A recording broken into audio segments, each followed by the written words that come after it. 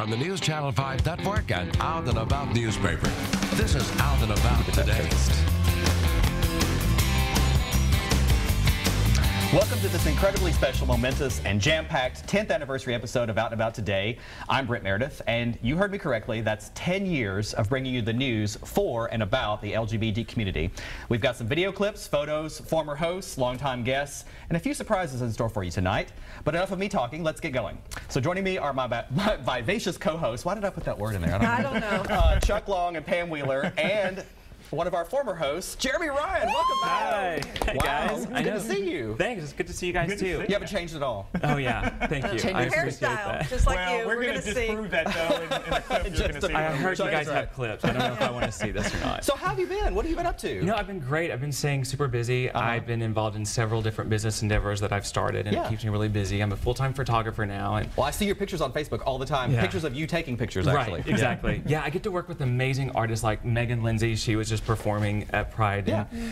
We opened, my boyfriend and I, Gavin O'Neill, we opened up a men's clothing store in East Nashville, and then we started a concert series out of our loft, and we just celebrated our first series on TV, on national TV, our first season 1. So you haven't been doing much since No, then? hanging out, you know, hanging out, watching sports. I was going to say, you've been watching any sports since then? Yeah, you were always sports. you loved sports ball. Man, don't get me talking about sports.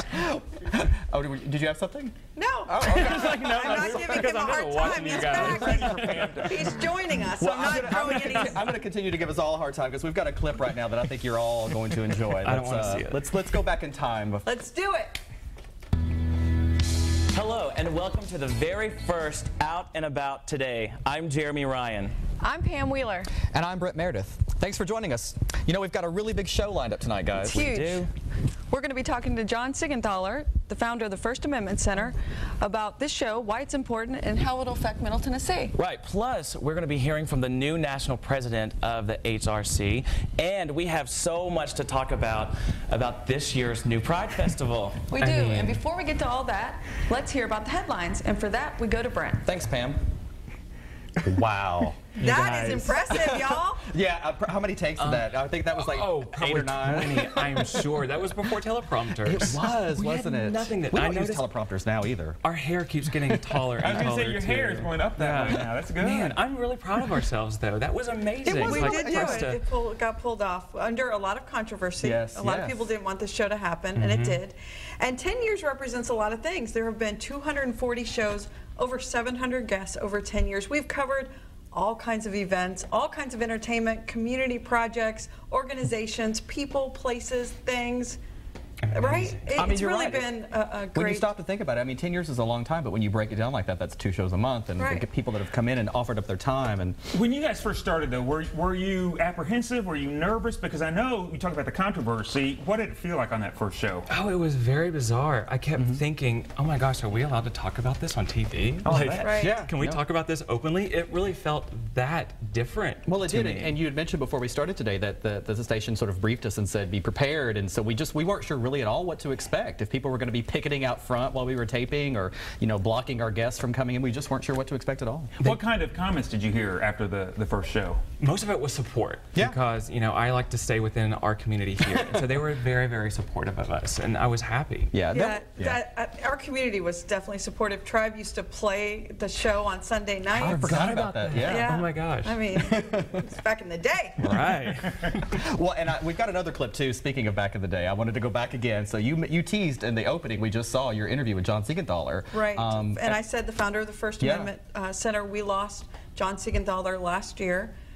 To have him on our side opening the show felt great. So let's take a look at that.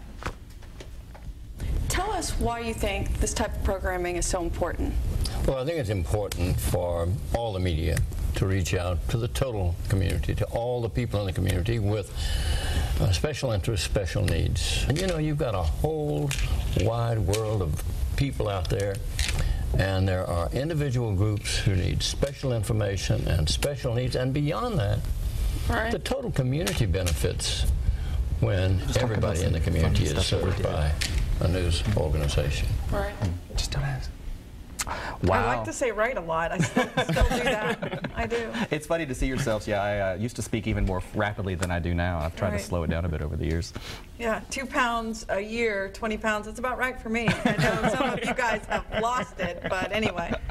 Well, no, and we were actually talking before the show. Remember some of the fun stuff that we did back then, too, before we didn't know any better, like the Halloween episode where we dressed up. Do you guys still dress up? We do. We have Yes. dressed Yeah. up. We like Pam to dress loves up. to, so we follow that lead. Yes, Why did you guys dress up? What was the incident?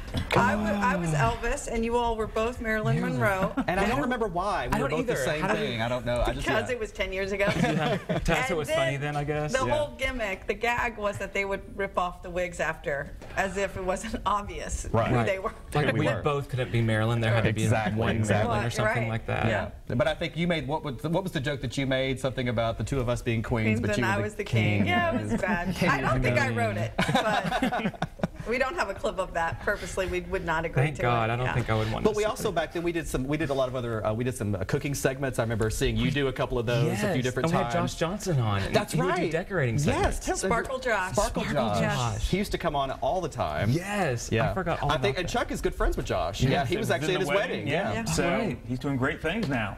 So what was your, when you first started, I was just curious, kind of, what were your hopes for the show when you just started? This, exactly. I didn't want to see it end. I'm so happy that it's continued and you guys are 10 years now and you're going strong. That's really all I wanted to see from the show, and I wanted to change the minds of other people within our community and the U.S. because this was first in the nation for a major affiliate to do a show like this, and we did it here in Nashville. So I was proud and honored to be a part of that from the very beginning. So to see it happening makes me really happy. Yeah, and I remember was it Instinct Magazine did a little write-up on us all those years ago. I need to find that and bring that Yes, back I out. forgot We were so about proud that. of ourselves, that little picture of the three of us. We were. We've got to go to break, but we're going to be back in just a few minutes with more of the 10th anniversary show. So you guys stick around. We'll be right back after this.